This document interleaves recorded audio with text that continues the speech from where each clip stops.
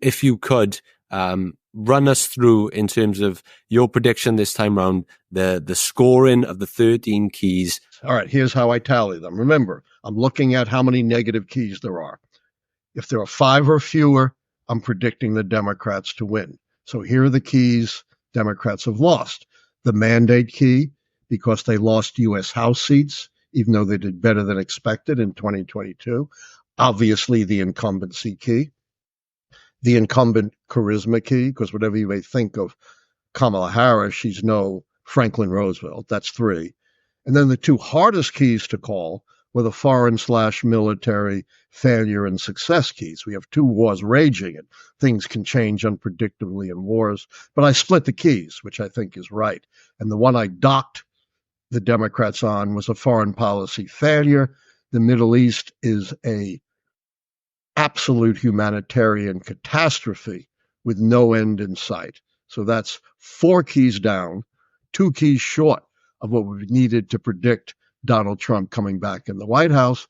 That's why the keys are telling us predictively that we are going to have a new and unprecedented president, that Harris will become the first woman president of the U.S., at least cracking, if not shattering, the glass ceiling, and the first president of mixed African and East Asian descent, kind of foreshadowing where the country's going. We're rapidly becoming a majority-minority country. Old white guys like me are on the decline.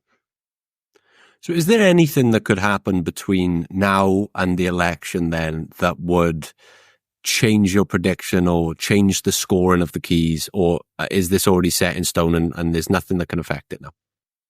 Well, the biggest myth in American politics is the October surprise.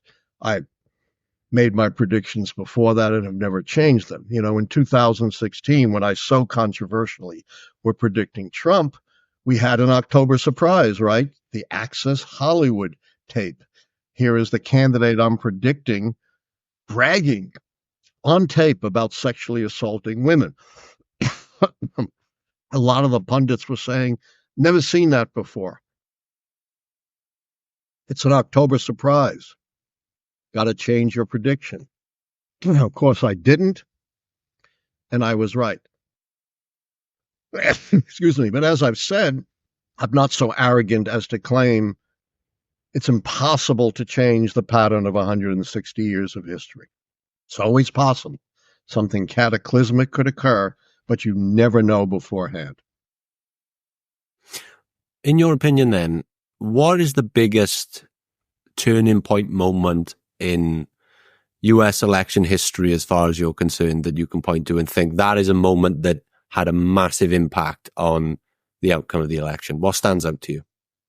Well, the biggest thing about history and my predictions is the disintegration of the Whig Party in the 1850s and the rise of the Republican Party to create a new 2-party system of Republicans versus Democrats, a system that's remarkably held to the present. That's why I begin my analysis at 1860, the first Republican versus Democratic presidential competition in our history that's endured through today.